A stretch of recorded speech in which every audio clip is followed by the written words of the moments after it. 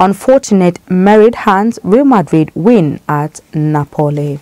And those were the headlines. And for details and more of the stories, I am Rukayat Sani Ibrahim. President Bola Ahmed Tinubu has nominated Abbas Balarabe as a ministerial replacement for the former Kaduna Governor, Nasir El-Rufai. The replacement was conveyed in a letter read by the Senate President Godswill Akpabio at the plenary on Tuesday.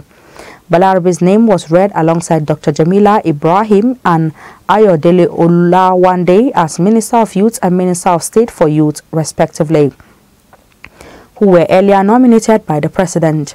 Newsmen in August report that El-Rufai's name was missing from the list of the ministerial nominees confirmed by the Senate. The Senate, after the screening exercise, which took place about them a week, approved and confirmed a total of 45 out of the 48 nominees sent by President Bola Ahmed Tinubu. A couple of petitions, including those sent by Senator Sunday Karimi, were presented against the former governor during the screening. The Senate has amended its standing orders to stop first-term senators from vying for the position of Senate President and Deputy Senate President, respectively. The Senate amended its order during Tuesday's legislative proceedings. The amendment of the Rule 3, subsection 2 and 1 to 3 of the Senate standing orders follows a motion moved by Senate leader Senator Opayemi Bamidele. With the new amendment to the standing orders of the Senate, first-term senators are now excluded from those qualified or eligible to contest for the position of presiding officers of the upper chamber. This action by the Senate is likely in response to the leadership tussle before the swearing-in of lawmakers in the 10th Senate a few months ago when Senator Abdul Aziz Yari, a first-time senator, contested against Senator Godswill Akpabio for the position of Senate President. The Senate also amended its rules and created an additional 9 standing committees. The Senate presently has 74 standing committees. The Senate Committee on Gas, led by Senator Jarigbe, has urged President Bola Ahmed Tinubu to expeditiously present a 2023 supplementary budget to the National Assembly to kickstart his compressed natural gas project. This request comes barely 48 hours after Tinubu announced measures to cushion the pains of fuel subsidy removal on Nigerians. The committee chairman, who commended Tinubu for the CNG initiative, however, warned that it will be illegal to spend taxpayers' money or money without approval by the National Assembly and other projects in the gas value chain, which is cheaper than the use of fossil fuel. The senators also advised against extra budgetary expenditure through ways and means, saying the legislature was ready to support and bring succor to the people. Jarigbe commended Tinubu on his CNG revolution to power vehicles. A wooden boat conveying 34 persons along Agwara and Yoru local government areas of Niger and Kebbi State have capsized. According to reports, the boat, which is said to be conveying passengers from Gebe, Kasabo and other waterfronts on River Niger to the Yori market, capsized a few meters to its destination. The incident was said to have occurred on Monday between 11 a.m. and 12 p.m. Authorities from Yori have noted that though the investigation is still ongoing, preliminary report indicates that the boat capsized following a heavy windstorm that accompanied the weather. Confirming the incident to newsmen on Tuesday, the managing director of the National Hydroelectric Power Producing Areas Development Commission, Abubakar Yelwa, said 7 persons were rescued and 27 others still missing.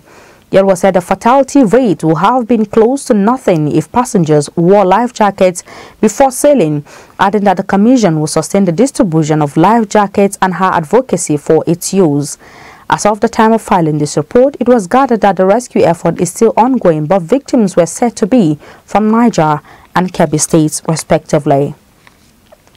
The Ondo State House of Assembly on Tuesday said the Deputy Governor, Mr. Lucky Ayedatiwa, has failed to respond to the letter of notice served on him on September 25 over allegations of gross misconduct. The Speaker, Mr. Olamide Oladiji, said the letter of notice was received on behalf of Ayedatiwa by his Chief Protocol Officer. Speaking at the plenary session at Akwai, Oladiji said the House resolution that the Deputy Governor should be duly served a notice of the allegations was in line with Section 188 of the Nigerian Constitution. According to him, the Constitution stipulates that Assembly should wait for 7 days for the embattled Deputy Governor to respond, which has elapsed. The Speaker directed the Chief Judge of Ondo State, Justice Olusegun Odusola, to immediately set up a 7-man panel to investigate the Deputy Governor on the allegations leveled against him. The House, with available 23 out of the 26 at the plenary session, through voice vote, gave a nod for the Chief Judge to constitute the panel. The Chief of Army Staff, Lieutenant General Taoreed Lagbaja, has ordered an investigation into an allegation of poor feeding of frontline troops in the Northeast Theatre of Operations. Disclosing this in a statement, the Director of Army Public Relations, Brigadier General Onyema Nwachukwu, said that the welfare of troops have been given premium by the present leadership of the Nigerian Army and was one of the vital pillars of the Chief of by the COAS command philosophy targeted at motivating the force. Nwachukwu assured the public and all army personnel that a thorough investigation will be conducted to get to the bottom of the claims. He said the Nigerian Army had always prioritized the welfare of troops, including their nutrition, adding that it has a comprehensive feeding system for troops, especially those serving at the front line. Nwachukwu stressed that the Nigerian Army remain committed to transparency and accountability and would not condone any form of negligence or misconduct. A Dunamis church located at Mission Ward North Bank in Makurdi, the Benue State capital, has collapsed. Newsmen gathered that the incident, which occurred in the early hours of Tuesday, left the pastor dead as the building caved in. According to sources, 4 individuals, including the pastor, were observing prayers at the church building before the incident occurred. The cause of the incident is, however, unclear. When contacted, the police public relations officer for the Benue State Police Command, Anene Suwese Catherine, says she was not aware of the incident. Meanwhile, the Benue State Governor, Reverend Father Hyacinth Alia, has vowed to hold the church officials and the supervising ministry, which allowed the structural contravention of erecting the structure, responsible for the incident. Governor Alia made this known during his visit to the collapsed building premises, where he ordered the evacuation of all those living in the adjoining buildings and along the waterways. The Lagos State Police Command on Tuesday night announced it had taken into custody controversial singer Azeez Fashola, alias Naira Marley, in connection with the controversial death of his former record label signee, Ilerioluwa Aloba, alias Mohbad. The public relations officer of the Lagos State Police Command, Benjamin Hundeyin, says Azeez Fashola, aka Naira Marley, have been taken into custody for interrogation and other investigation activities. Earlier in a tweet on Tuesday night, Naira Marley announced his arrival in Lagos to assist in the ongoing probe into Mohbad's death, while noting that he will be meeting with the police.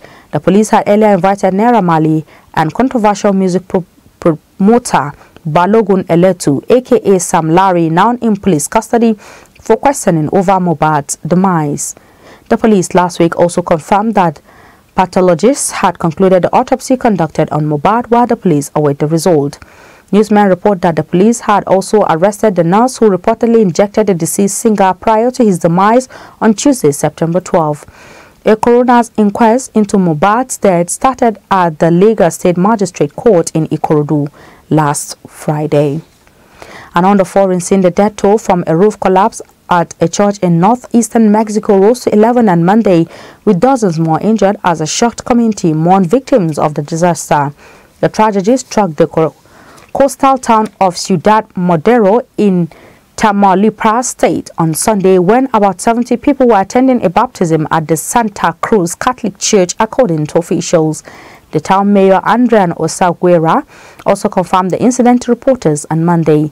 Several children were among those killed, while about 60 people were injured, of whom 13 remained in hospital, authorities said. Father Pablo Galvan, a priest at the church who was in the parking lot at the time, said that the disaster sounded like a gas explosion.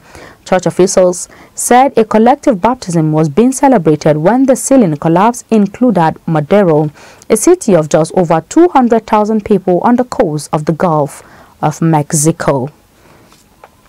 And in sports, Alex Meret unfortunate own goal handed Real Madrid a 3-2 win at Napoli on Wednesday, which moved the Spanish Giants top in Champions League Group C. Italian international goalkeeper Meret could do nothing to stop Federico Valverde's powerful deflected shot crashing out of the bar and back into the goal of his outstretched arm 12 minutes from the end of an entertaining clash in Naples. That unlucky rebound maintained Madrid's perfect start to the group stage and moved them 3 points clear of both the Italian champions and Braga 3-2 winners over bottom side Union Berlin earlier on Tuesday. Vinicius Jr. and Jude Bellingham scored the away side's other goals on former Napoli coach Carlo Ancelotti's return to southern Italy, giving Madrid a halftime lead after Leo Ostigard headed the hosts into a 19-minute lead. Piotr Zelensky had given Napoli hope that they could build on a recent boost of good form when he smashed in a 54th-minute penalty harshly given for a natural handball while challenging Victor Osimhen.